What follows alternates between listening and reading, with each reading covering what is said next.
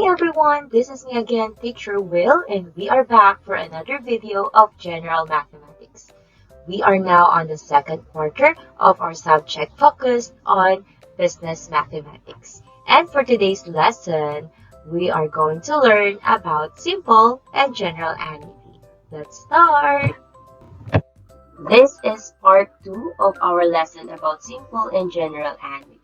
We will focus on how we compute future value or the amount of simple ordinary annuity and the present value of simple ordinary annuity.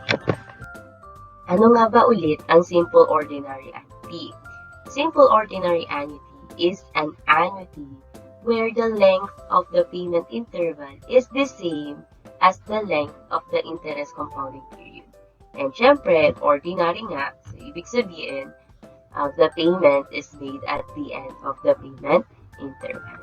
Ayan. So, sa simple, parehas ang payment interval, parehas ang ating interest period. Okay. Simulan natin sa ating future value or the amount of simple ordinary annuity. Ayan. So, ito yung formula na gagamitin po natin. F, of course, is the future value. And R is the regular payment. Itong J natin is the interest rate per period, or that is interest rate over the compounding period. So, yan yung J po natin, kung maaalala ninyo. At yung N naman po is the number of payments. Paano ba nakukuha yung number of payments? So, that is equal sa term times yung ating payment interval or yung same lang sila sa compounding period or the M. So, M times yung M na. Okay. Yeah. So, let's have some examples kung paano ba natin gagamitin itong formula na to compute for the future value or the amount of simple ordinary annuity. Yeah. Example number 1. A father who wants to prepare for his son's college education saves 2,000 pesos a month through a bank that offers 3% annual interest compounded monthly. How much will his money be at the end of 12 years? Siyempre, i-verify po muna natin. Is this problem represent a simple ordinary annuity? So, tingnan po natin kung parehas ang ating payment interval sa interest period. Ayan. So, sinabi dito na ang pagbabayad daw po is monthly. 2,000 per month. Monthly ang ating payment interval. While yung ating interest compounding period naman is monthly din. Ayan. Since parehas po sila, therefore, this is an example of simple ordinary annuity. So, first step, syempre, identify po muna natin ang given sa ating problem. So, si father daw, nag-save ng 2,000. Ayan. So, ano po kaya itong 2,000 na ito? Since monthly po siya, so regular niya pong ihuhulog yun sa bangko. So, ibig sabihin, yan po yung ating regular payment. 2,000. Okay. So, ngayon, sabi niya dito, 3% daw po yung annual interest. So, that will be our I, 3%. Or, 0.03. Yung decimal. Compounded monthly po tayo. So, yung interest period po natin is compounded monthly. And since sabi ko sa inyo, equal lang yung ating payment interval sa interest period. So, yung M po natin na monthly is 12. Kasi 12 times a year po siya. Yan. Then, ano pa ba? Ito. Sabi, ang term daw po natin is 12 years. So, yung P natin is 12 years. Ayan. So, yan yung mga mahalagang given sa ating problem. Ano nga ba kasi yung tinatanong dito sa problem ito? Ang tanong ko, how much will his money be at the end of 12 years? So, magkano at the end of 12 years? So, ibig sabihin, ang hinahanap po natin dito ay yung future value ng ating annuity. Yan. So, ito ulit yung ating given. And again, ang hinahanap po natin is the future value. Future value ang hinahanap natin. At ang formula to compute for the future value is this. So, kung mapapansin ninyo, kailangan po natin yung interest rate per period at ang ating number of payments. Okay. Compute for the number of payments, kung maaalala niyo po, that would be the payment interval times the time in years. Yan. So, kung yung payment interval po ninyo is monthly, so ibig sabihin that would be 12 times a year. So, 12 times, since ang term po natin is 12 years po, so ibig sabihin, we have na 144 payments. At para makompute naman po yung J natin, syempre, kailangan na po natin i-divide yung ating interest rate, which is 0.03, sa ating compounding period, which is compounded monthly, kaya equal to 12. Or that would be equal to 0.002. So, may J na tayo, may N na tayo. So, pwede na tayo mag-proceed sa pag-substitute ng mga values na ito sa ating formula. Okay. So, F is equal to, yung ating R is 2,000. 2,000, syempre, multiply natin siya sa quotient na ito. Sige, sulat natin. Ayan. So, 1 plus J raised to N minus 1. Ayan. Over J. Ayan. So, ganyan lang siya. Then, i-direction nyo na siya sa calculator. Ayan. So, kahit huwag nyo na siyang unti-untiin para pare-parehas tayo ng makuhang value. So, open your scientific calculator. Then, input na po natin 2,000 times, open parenthesis natin yan. Then, fraction, open parenthesis, 1 plus 0.0025,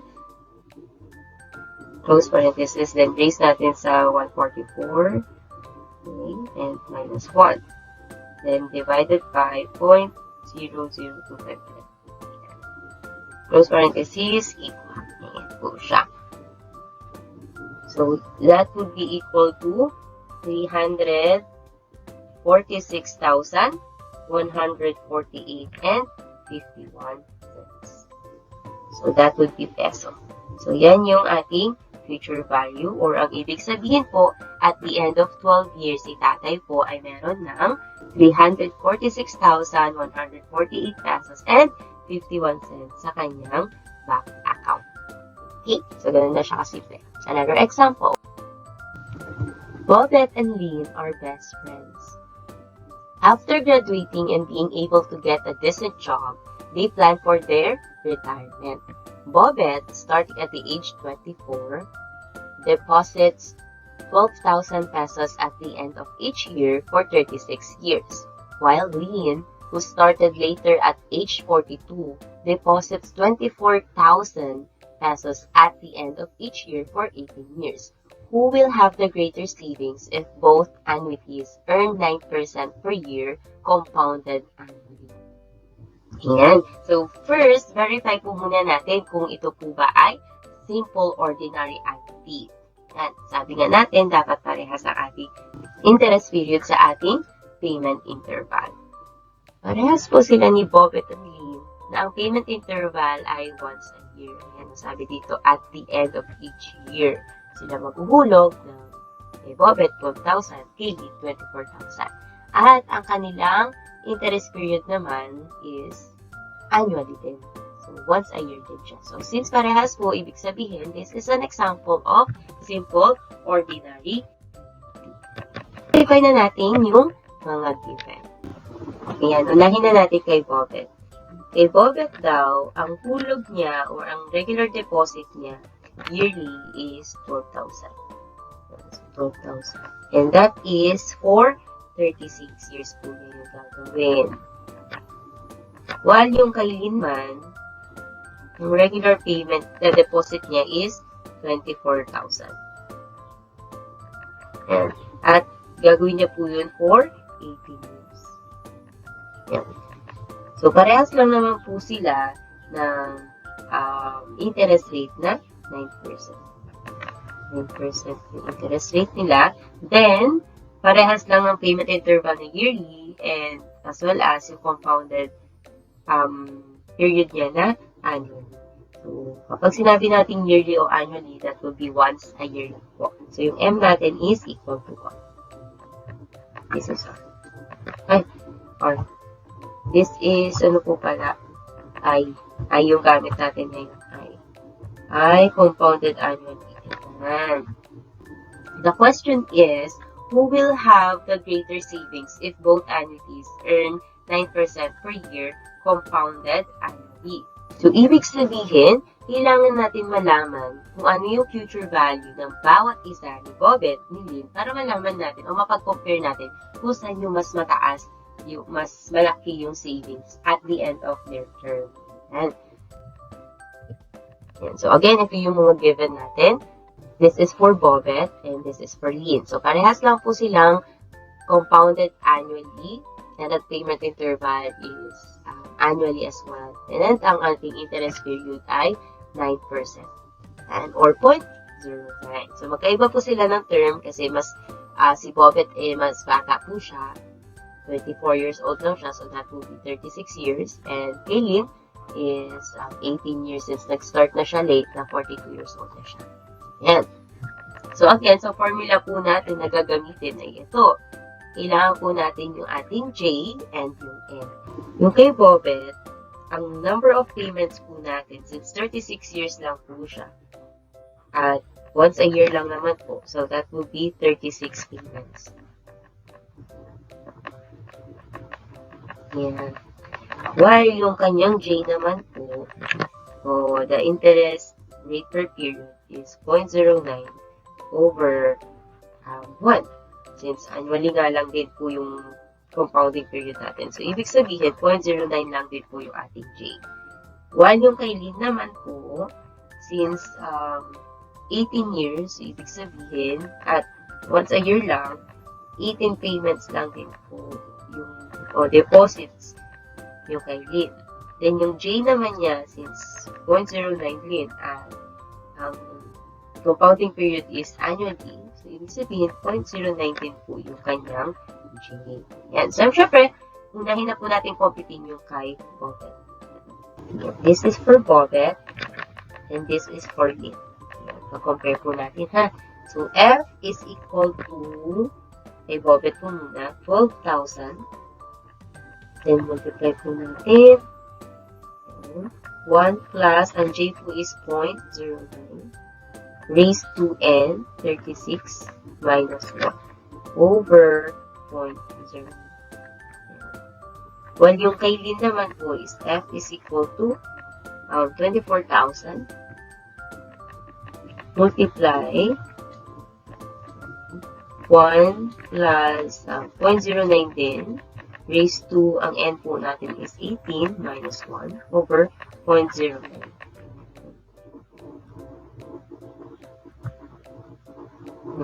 So, pwede na po natin i-compute. Diretso na po natin siya sa calculator. Kay Bobet muna tayo. So, 12,000 times, open parenthesis, fraction, open parenthesis, 1 plus 0.09 raised to 36. And minus 1 over 0.0. Yan. So, meron po tayong 2 million. Ayan. Meron po tayong 2,833,496 pesos. And 67 cents. Ayan. Doon na po natin yung 2 decimal places. Round off natin siya. Yan na po yung savings ni Bobet at the end of the retirement term. And so, at the end of 36 years. Yan na po siya. Then, kay Lynn naman po, we have 24,000 times fraction 1 plus 0.09 raised to 18 minus 1 0.09 equals to 991,232 and 11 cents. Yeah. So, Okay, yun naman po, ang magiging savings niya at the end of 18 years is 991,232 pesos and 11 cents.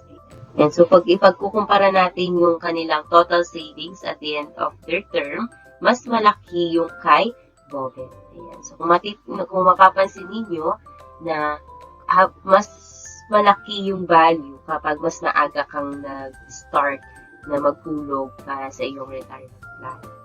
Kesa yung kay Lynn kasi 42 years old na siya, though kung mapapansin nyo, i-double yung hulog niya kay Bobet, mas mababa pa.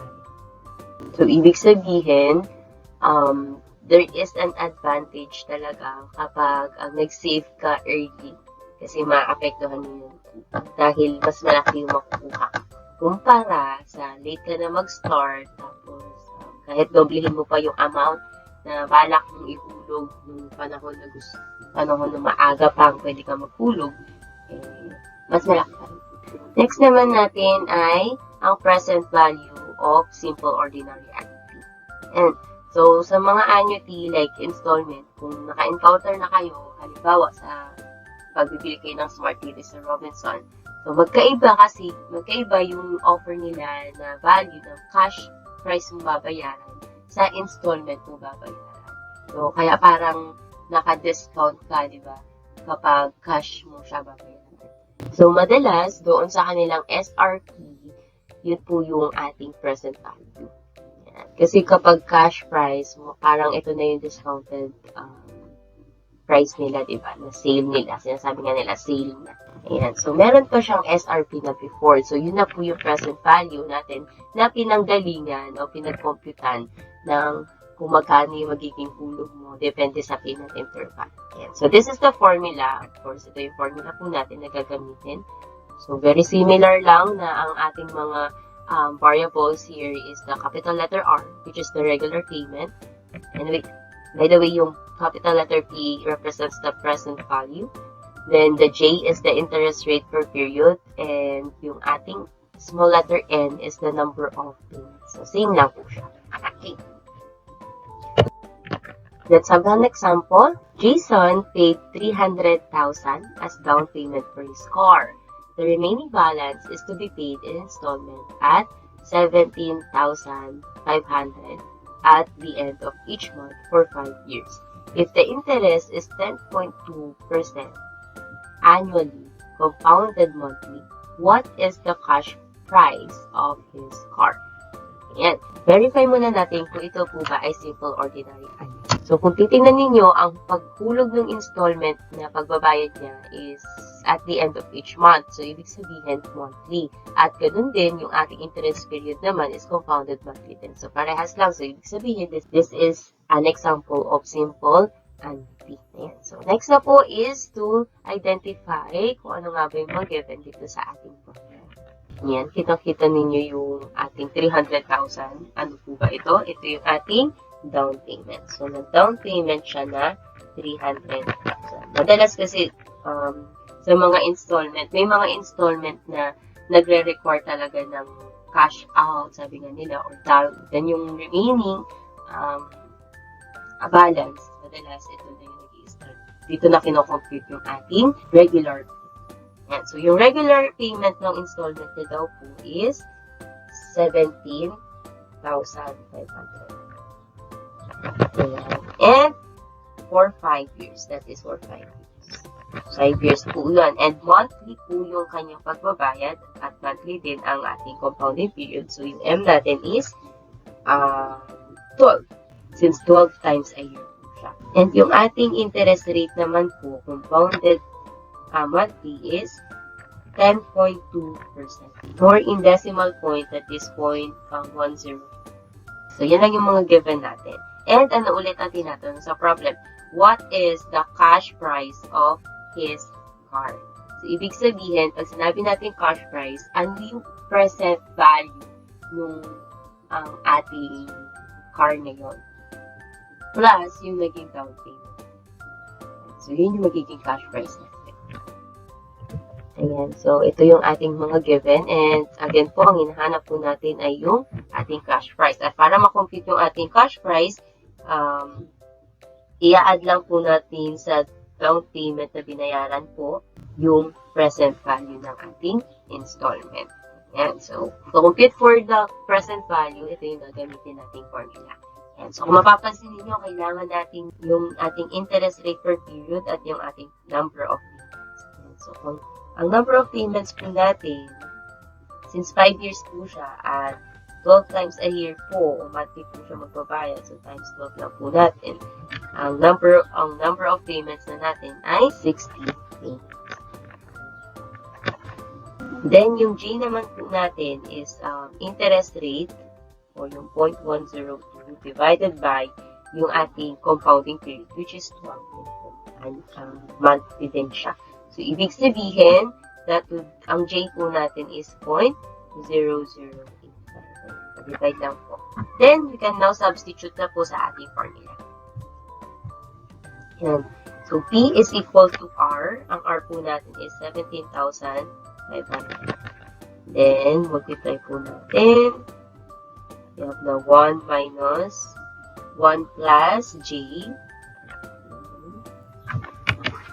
raised to negative N over J. Okay. So, ganun lang po siya. Then, pwede na natin i-diretso sa calculator natin para hindi na tayo magkakaiba ng sagot. 17,500 times, open parenthesis, fraction 1 minus 1 plus 0.0085 raised to negative 60 over 0.008. Yan, equals. Yan. So, yung present value is 819,841 pesos and 61 cents. Okay. So, this is the present value. Ayan. So, to compute for the cash price, i-add lang po natin itong present value sa down payment natin. Ang down payment po is 300,000. So, add lang po natin.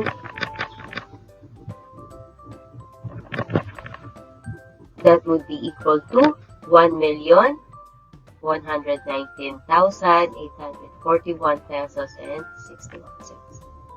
So, this is the cash price. Ito na po yung sagot. The cash price or the cash value of Jason's car is 1,119,841 pesos and 61 cents. Okay, another example. Jessica is planning to buy a living room set. It is on sale at 45,000 in cash, or on terms 4,000 each month for 12 months at 9% interest compounded monthly. Which is lower, the cash price or the present value of the installment? So, nakasale po siya ng 45,000 in cash. At pwede rin naman pong installment, pero 4,000 monthly for 12 months. Tingnan po natin kung ito ay simple annuity.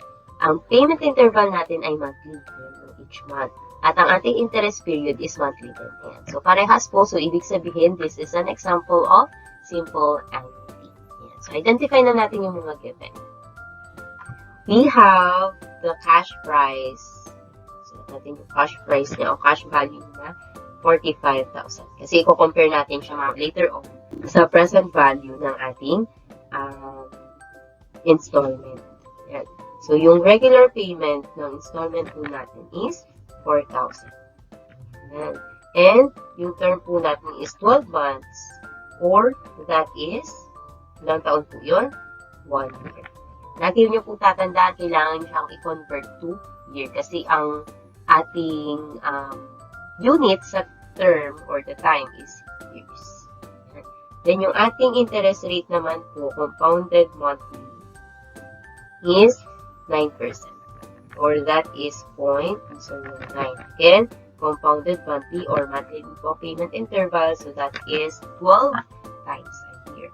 Yan. So, ano pa ba yung mga given natin dito? Actually, yan lang na. And, again, ano pong tinatanong? Ano yung mas mababa? Yung cash price o yung present value ng installment? Yan. So, again, ito yung ating mga given. And this is the formula na gagamitin natin. Yan. So, kailangan po natin ulit yung ating J at yung ating N. So, yung N po natin or the number of payments. So, yung N po natin or the number of payments. Ang payment interval is monthly at isang taon lang po yung payment terms po natin. So, ibig sabihin, 12 payments lang po lahat. Then, yung J naman po natin or the interest period, or the interest rate per period, that would be 0.09 over 12 kasi compounded monthly po siya. Ibig sabihin, that will be equal to 0.0075. So, pwede na po natin siyang i-substitute sa ating formula. P is equal the regular payment times, multiply po natin, 1 minus 1 plus J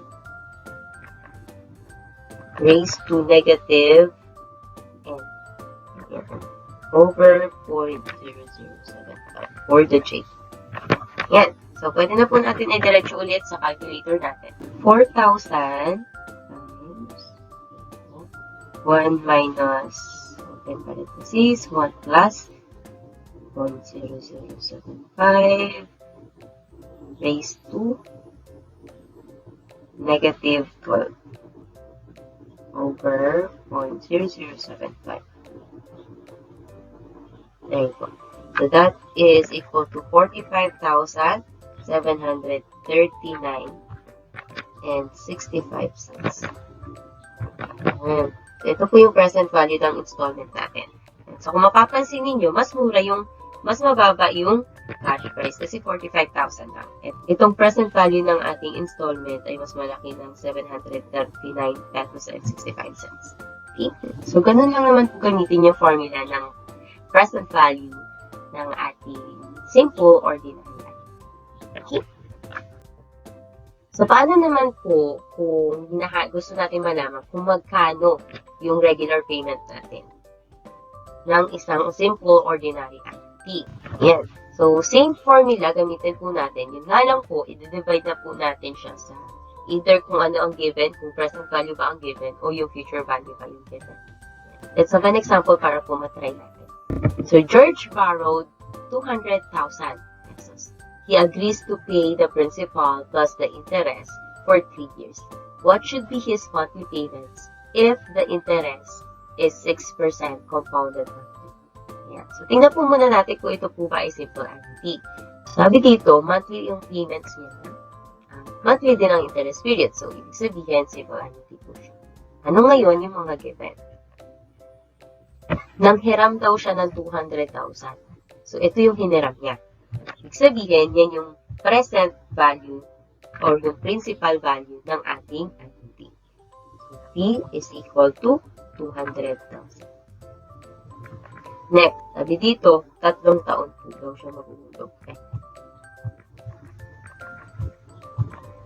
3 taon daw siya maguhulog. 3 years. Then, ang ating payment period at ang ating interest period is monthly. Ibig sabihin, that is 12 times a year. Then, ang ating interest rate is 6%. Or 0.06. So, yan lang naman yung ating mga given. So, again, yung tanong po dito, what should be his monthly payments if the interest is 6% compounded monthly? Ang tinatanong po natin dito, kung magkano yung babayaran niya monthly, magkano yung regular payment niya. Okay? So, solve na po natin. So, again, if yung mga given natin, 200,000 to. Kulang ng 0. 200,000. Yeah. So, sa ating formula, kailangan pa rin po yung J at N natin. And to compute for N, multiply lang po natin kung ilang taon po yung pagbabayad niya. Since 12 times a year po, so 12 times 3 years, so that would be equal to 36 payments. Then, ang J naman po natin, on the interest rate per period, is 0.005. Pwede na po natin i-substitute. R is equal to P. P is 200,000. Tama, 200,000. Divided by, we have 1, fraction muna, 1 minus 1 plus J raised to negative 36 over 0.005. Pwede na rin po i-diretso yan sa calculator. We have 200,000 divided by, open parenthesis, fraction, 1 minus 1 plus 0.005 raised to negative 36 over 0.005. That will be equal to 6,084 pesos and 39 cents. So, ganun lang siya kasimple. Yan na yung regular payment na babayaran niya, including the interest. Ayan, so that will be all about simple ordinary annuity. Wrap up lang natin. Mga natutunan natin for today's video about simple ordinary annuity is paano mag-compute ng kanyang future value, ng present value, as well as yung ating regular payment of simple annuity. On our next video, ang didiscuss naman natin is about general ordinary annuity. Alright, so see you on the next video. Bye!